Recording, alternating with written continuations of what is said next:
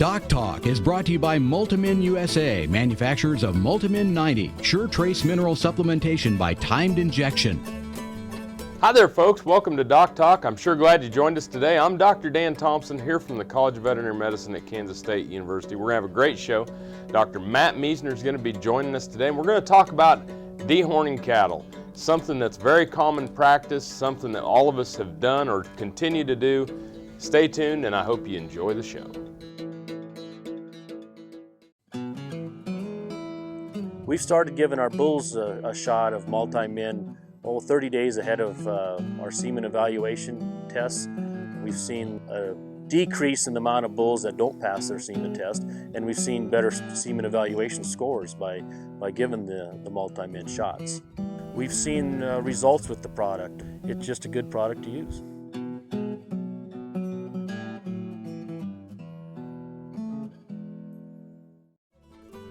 Closed caption brought to you by AgriLabs, the perfect pairing of performance and value. This segment is brought to you by Rotomix, manufactured in the USA and designed for feeding performance in the feedlots, beef production, dairy, and cow-calf operations. Hi there, folks. Welcome to DocTalk. Dr. Meisner, thanks for joining us. Glad to be here again. Folks, this is Dr. Matt Meisner, and he's a friend and colleague here at Kansas State University's College of Veterinary Medicine's Veterinary Health Center, and he is an associate clinical, you got that promotion, associate clinical professor here in our Veterinary Health Center, and he's boarded in medicine for food animals, and we're talking about dehorning. Right. Very common. Something that anybody on a cattle operation has seen or probably performed.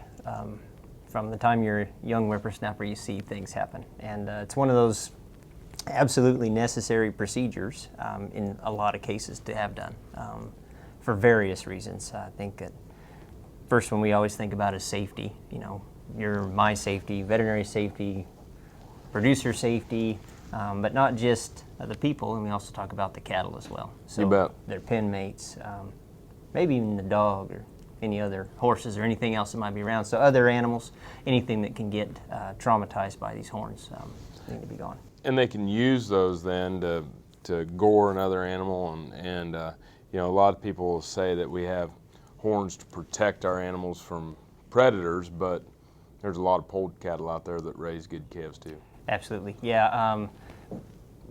Think of it as a protective part of the body, but and yes, I have seen some cattle that had horns, didn't have horns, and kind of moved down on the pecking order in the herd, but as we all know, they're plenty defensive and protective with a lot of other appendages of their body too. So it's not necessarily absolutely needed to protect calves. So safety and handling are one, but let's. What about economically? Well, economically, we talk about the trauma that you would think you'd see, but bruising, bruising in carcasses, and just bumping up against each other on those kind of things could lead to trim and extra different things that would happen to the carcass that it's slaughtered. I've actually seen some of the reports saying that shipping animals to slaughter with horns versus polled, that we can have anywhere from 0.2 to 2 pounds of trim. Right. So could be significant from bruising. What about sometimes, I see some of the horns will grow around and grow into the skull. Can those be an issue for the animal? Yes, they continue to grow. They don't stop just because they hit skin and hide, and they just continue to dig into skin and whatnot, and we have to remove them. And sometimes they just grow abnormally, so that's a possibility. And then even just the facilities to handle them, so we have to remove those so they don't knock them off, going through chutes, alleyways, those kind of systems. Right. So safety for the animals. So, and then of course the last one was the surgical, or what some people term the cosmetic dehorning. Yeah, sometimes we talk about cosmesis, but I do it more oftentimes to close skin to prevent flies infection from setting in. So we remove the horn and then close it back across. And so yes, it seems cosmetic, but has a function too. Cool. Well, I think those are some great, kind of leads us off, gets us started on why we do it. When we come back from the break, we're going to talk a little bit more about what different types of techniques there are for horn removal on cattle, and how we do it without causing a lot of pain. Thanks for joining us. We'll be back after the break. This segment was brought to you by Brute Cattle Equipment, makers of the Brute Stealth Hydraulic Chute. If the chute fits, swear by it. Visit our website for more information. Working your cattle just got easier. Introducing the new VetGun delivery system, a new way to apply topical insecticides to your cattle. The VetGun lets you remotely treat cattle with effective parasite control, so you can do it from an ATV, on horseback, or just walking among the herd. It's that simple. The proven topical insecticide AML VetCap is used with the VetGun. It works fast to control horn flies and lice while minimizing stress on your cattle. Fast, easy, effective. VetGun. Check with your animal health supplier for availability.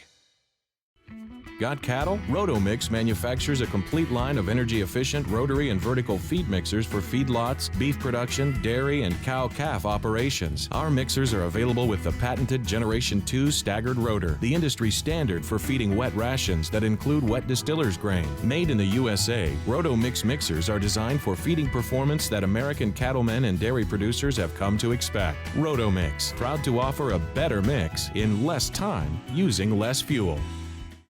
Beef producers asked for it, and Norbrook delivers. Introducing new Enroflox 100, the newest addition to your arsenal for treating bovine respiratory disease. Enroflox 100 is an FDA-approved, ready-to-use injectable antimicrobial solution to treat BRD associated with Mannheimia hemolytica, Pasteurella multocida, and Histophilus somni in beef and non-lactating dairy cattle. Administered SQ as a multiple-day therapy. Consult with your veterinarian today about Enroflox 100, the new choice. Valley Vet Supply is devoted to providing information and professional quality products at reasonable prices. ValleyVet.com, ValleyVet.com, Valley Vet Supply. This segment is brought to you by Norbrook Laboratories, manufacturers of Enroflox 100, the newest addition to your arsenal for treating bovine and swine respiratory disease. Hi there, folks. Welcome back to DocTalk. Dr. Dan Thompson here from the College of Veterinary Medicine at Kansas State University, and we're tickled that you joined us today. I'm joined by Dr. Matt Miesner, who's a veterinarian and boarded in internal medicine. He's an associate clinical professor working here in our veterinary health center, and we're talking about dehorning cattle. And when we left for break, we were talking about different reasons, and I think a lot of people know why we dehorn these animals. But now let's get into kind of the meat of the situation here and talk about the different techniques that we're going to use. Right.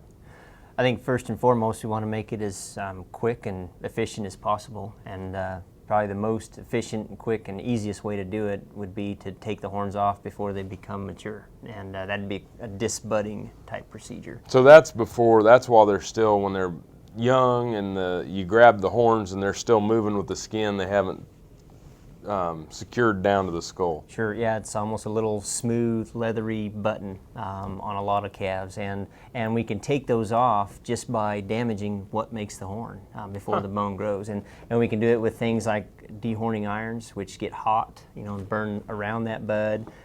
There's some pastes that are kind of caustic that you put on that destroy that area of horn, and little gouges and various methods to remove that bud quick, easy, off before it has a chance to mature. Oftentimes bleeding is minimal, if any, and quick. How, when you're looking at that keratinized tissue, how far out around from that horn do you need to get? Oh, a small bud, we're getting out. It's nice to be a quarter inch outside that bud, kind of hard to see it. There's kind of sort of a little raised bump, but you want to be outside of that area.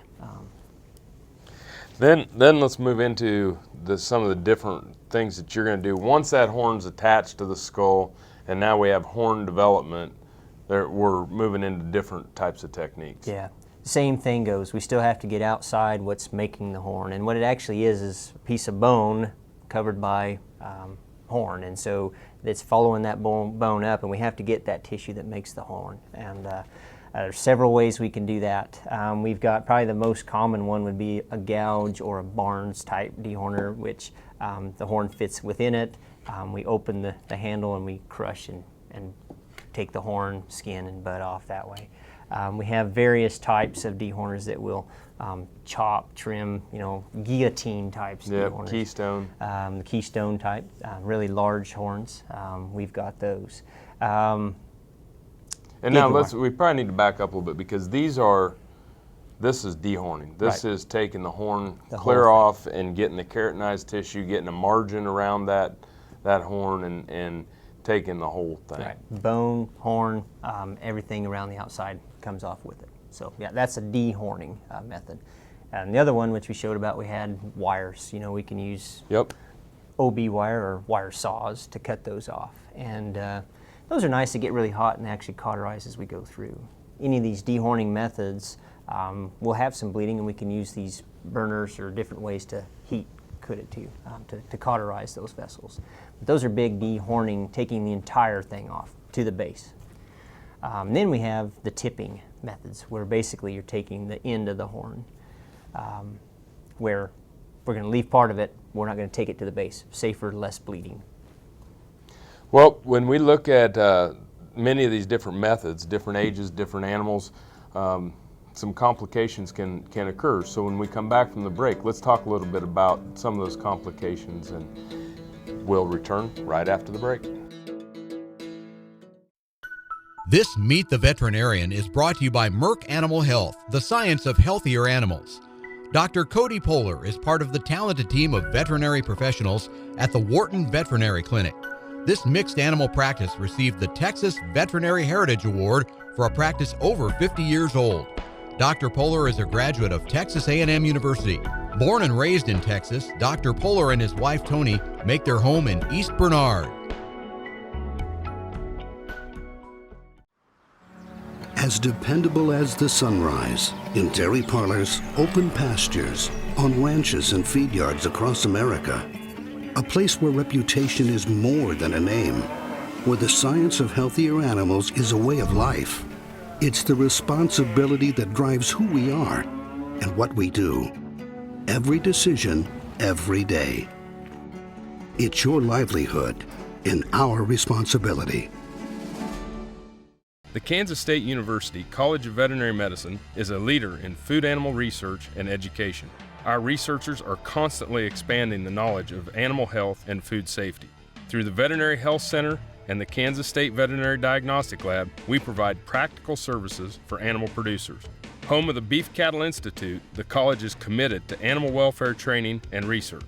The Kansas State University College of Veterinary Medicine, knowledge and service for the future of animal production. This hog is head over hoof for meal made from U.S. soybeans. Now, one hog isn't that impressive, but suppose we add another, and another, and another. Before long, you've got billions of hungry customers around the world all clamoring for the same thing. Our soybeans.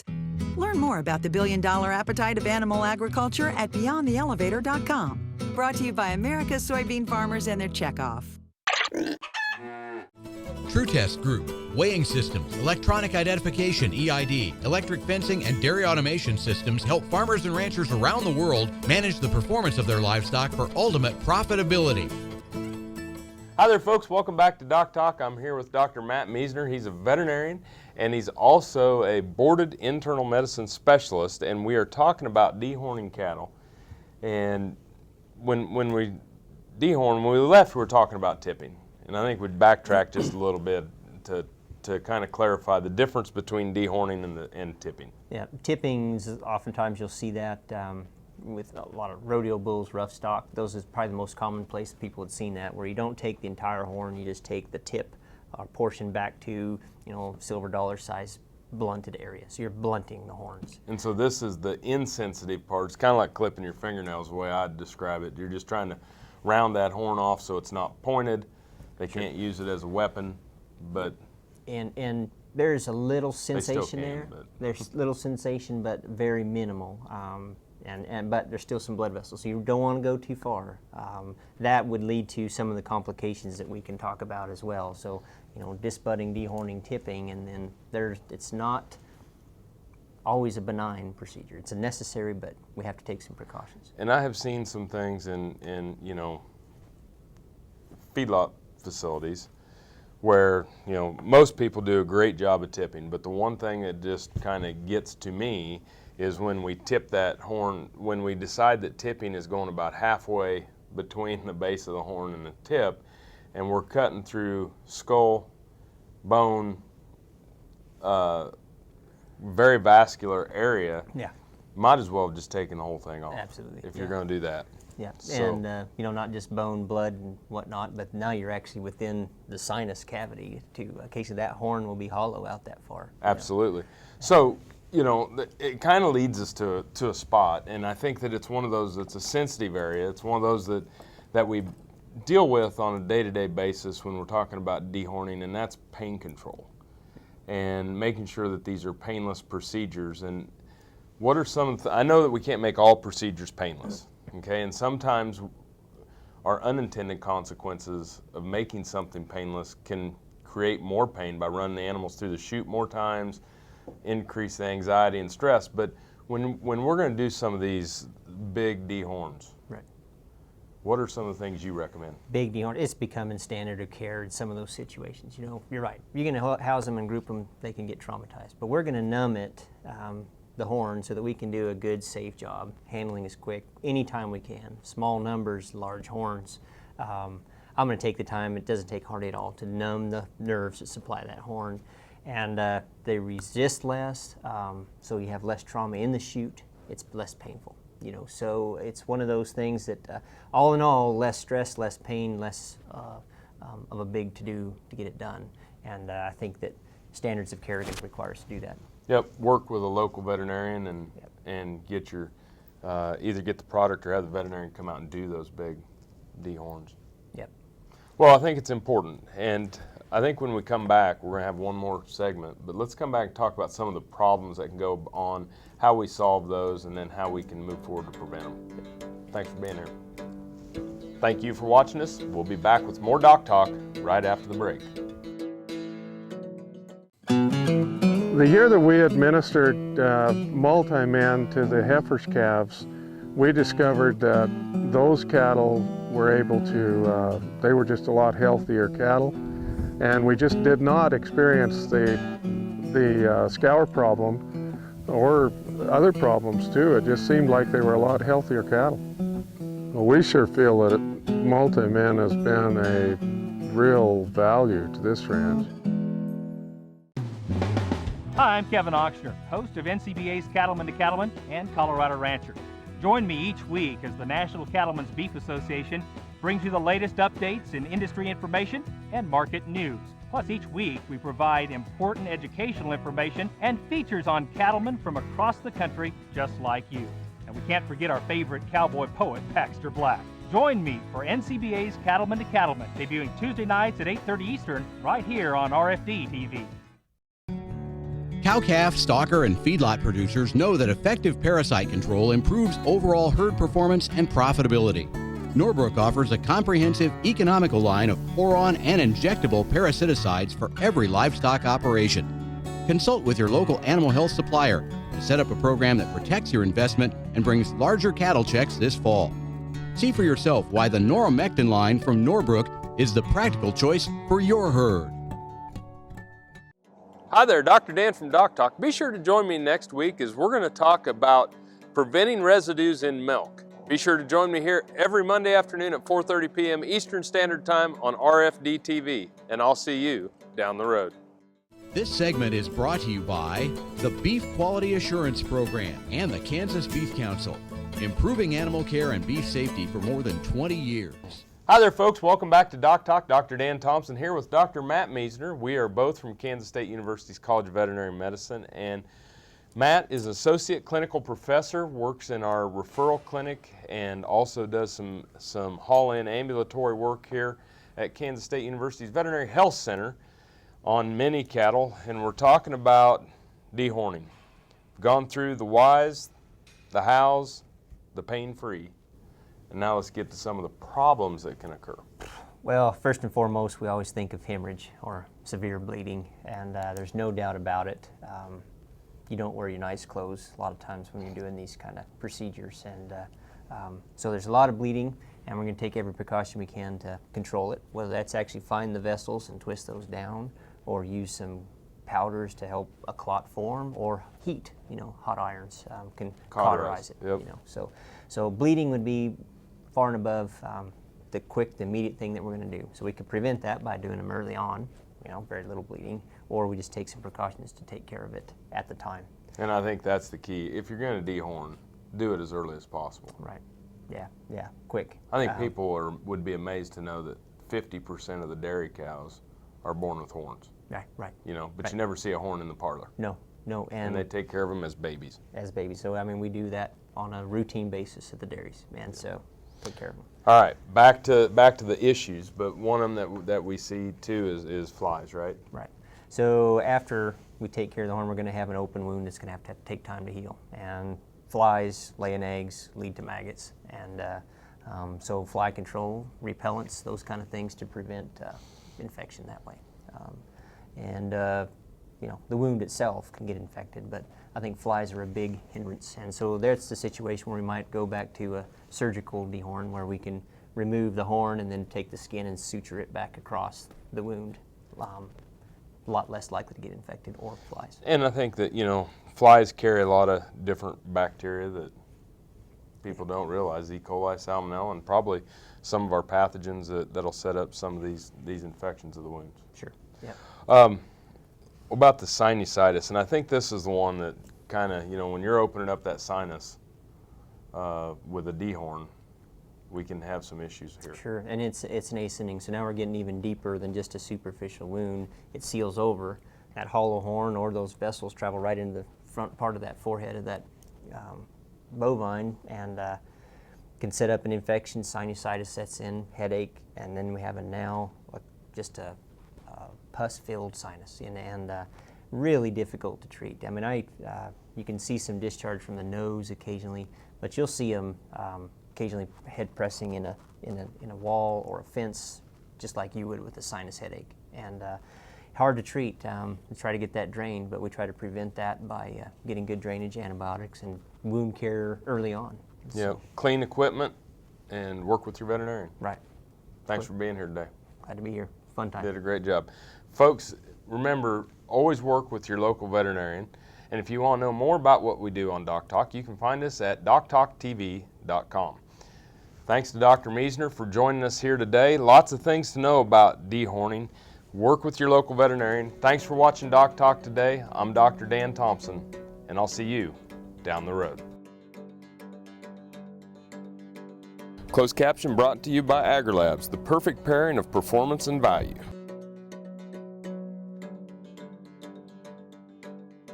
For more information about this program or previous programs, go to DocTalkTV.com.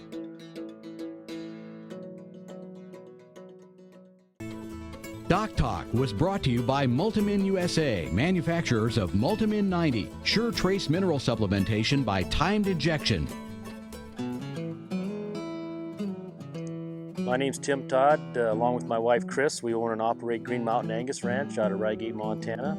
We've been in the Angus business for about 30 years now. We sell about 350 bulls a year. We have a production sale in the fall, the third Friday in November, and we have a private treaty sale in the spring. We've been using the Multimin product for about 7 years now. We started using it off the recommendation of our embryologist. He suggested that we give our recip cows a shot prior to putting embryos in. We had a real good conception rate that spring, and we've been using the product ever since. This area of Montana can be a little deficient in copper. That's one of the three main minerals in Multimin, and so that we brought our copper levels in our cattle up to where they need to be.